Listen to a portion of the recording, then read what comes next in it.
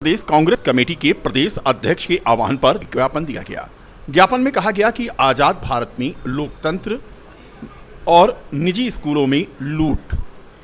प्रदेश के सभी स्कूलों में नए सत्र की शुरुआत हो गई है और निजी स्कूलों द्वारा मनमाने तौर पर फीस वृद्धि करके अपनी बताई दुकानों पर किताबें और यूनिफॉर्म मनमाने दामों में खरीदने के लिए अभिभावकों पर दबाव बनाया गया है। ज्ञापन में राज्यपाल से मांग की गई कि लोकतंत्र में निजी स्कूलों द्वारा किए जा रही इस लूट तंत्र जन भावनाओं पर कुठाराघात है। निजी स्कूलों का यह आचरण कल्याणकारी राज्य के सिद्धांत के खिलाफ है। ज्ञापन देने के दौरान कांग्रेस नेता उग्रसेन मिश्रा, करण त्रिपाठी, रामदास वर्मा, कबींद्र साहनी आदि मौजूद थे। सरकार बार बार सदन में, विधान परिषद में ये बयान देती है कि प्रदेश के सारे बच्चे निःशुल्क शिक्षा ग्रहण कर रहे हैं, जबकि ऐसा नहीं है। प्रदेश के अंदर में जो हमारे सरकारी स्कूल हैं वो जो देहात क्षेत्र में अधिक हैं, शहर की जनसंख्या बहुत अधिक है। शहर में CBSE, जयपुरिया, ICSE द्वारा मान्यता प्राप्त विभिन्न स्कूल हैं। इन स्कूलों की जो आज की दशा है वो बहुत ही घातक है। ये बच्चों के गार्जियन को, उनके अभिभावक को इतना परेशान कर रहे हैं कि अभिभावक इस समय बहुत परेशान है। फीस के नाम पर, उनके यूनिफॉर्म के नाम पर, जूते के नाम पर, अन्य मदों में इतनी अधिक वसूली कर रहे हैं कि गार्जियन लोग किसी से कहने की स्थिति में नहीं हैं। जिसके पास जाते हैं कोई सुनने वाला नहीं है। आज की तारीख में सरकार द्वारा विधान परिषद में भी बयान दिया गया था कि पूरे प्रदेश में हम निःशुल्क शिक्षा, निःशुल्क भोजन कक्षा 8 तक हम मुहैया करा रहे हैं, जबकि शहर में आप देख लीजिए कहीं ऐसा नहीं है। अयोध्या में अब प्राइवेट स्कूलों के लिए RTI एक्ट के एप्लीकेशन की गाइडलाइन जारी की गई है, जिसमें फीस वृद्धि और पर्टिकुलर दुकानों से सामान खरीदने के लिए एक गाइडलाइन अलग से जारी है। यह जानकारी देते हुए जिला बेसिक शिक्षा अधिकारी संतोष कुमार राय ने कहा कि सभी प्राइवेट स्कूलों के लिए स्पष्ट गाइडलाइन है।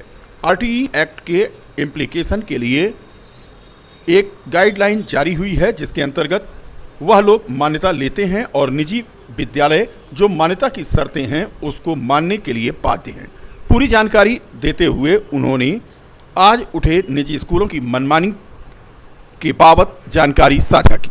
प्राइवेट स्कूल्स के लिए बहुत स्पष्ट गाइडलाइन है कि जो RTI एक्ट है और RTI एक्ट के को इम्प्लीमेंटेशन के लिए जो GO जारी हुआ है उसके अंतर्गत ही वो मान्यता लेते हैं, और निजी विद्यालय जो मान्यता की शर्तें हैं उसको मानने के लिए बाध्य हैं, और जो भी विद्यालय मान्यता की शर्तों का पालन नहीं करता है उसको मान्यता प्रत्याहरण की नियमानुसार कार्रवाई की जाती है। जो जिसकी आप बात कर रहे हैं कि फ़ीस की वृद्धि की या फिर अभिभावकों को पार्टिकुलर किसी दुकान से ड्रेस यूनिफॉर्म खरीदने के लिए या पाठ्यपुस्तकें खरीदने के लिए, उसके बारे में भी गाइडलाइन जारी है कि जो फ़ीस वृद्धि है वो विद्यालय अपने जो टोटल जो उनको आय और व्यय होता है उसका हर साल का लेखा जोखा देना पड़ता है, और उसमें भी है कि 10% से ज़्यादा प्रॉफिट नहीं ले सकते हैं। 3 वर्ष जो फीस होता है, 3 वर्ष के बाद ही फीस वृद्धि की जा सकती है। दूसरा जो उसमें गवर्नमेंट ऑर्डर है कि कोई भी प्राइवेट स्कूल अपने कैंपस में न तो यूनिफॉर्म या पाठ्यपुस्तकों की शॉप रख सकता है, न ही किसी पार्टिकुलर दुकान से आप खरीदने के लिए बाध्य कर सकता है। तो ऐसी शिकायत जहाँ पे भी अगर पाई जा रही है कि अगर या तो विद्यालय के कैंपस में कोई पाठ्यपुस्तक की शॉप है या फिर यूनिफॉर्म की है, या आप किसी विद्यालय कोई किसी पार्टिकुलर दुकान से खरीदने के लिए किसी गार्जियन को विवश कर रहा है, तो उनके खिलाफ कठोर कार्रवाई की जाएगी। नहीं, गार्जियन स्वतंत्र हैं। बच्चों का यूनिफॉर्म लेने के लिए और पाठ्यपुस्तकें लेने के लिए वो किसी भी दुकान से ले सकते हैं। अब ये है कि मतलब अगर जहाँ पे वो पाठ्यपुस्तकें मिल रही हैं, यूनिफॉर्म मिल रही हैं, अगर वो स्कूल पे आकर के ये हो सकता है कि अपना प्रचार प्रसार कर रहे हों बाहर जो, लेकिन फिर भी मैं वही कह रहा हूँ कि स्कूल का प्रबंध तंत्र या स्कूल के प्रिंसिपल, स्कूल का कोई भी जिम्मेदार वो किसी भी पार्टिकुलर शॉप से खरीदने के लिए बाध्य नहीं कर सकता है किसी भी अभिभावक। इस तरह को अगर आती है उसकी जांच कराई जाएगी और शिकायत पुष्टित पाई जाती है तो निश्चित रूप से उसमें कठोर एक्शन लिया जाएगा। ज्ञापन की जानकारी नहीं है, और अगर वो इस प्रकार का कोई ज्ञापन है तो उसमें जो भी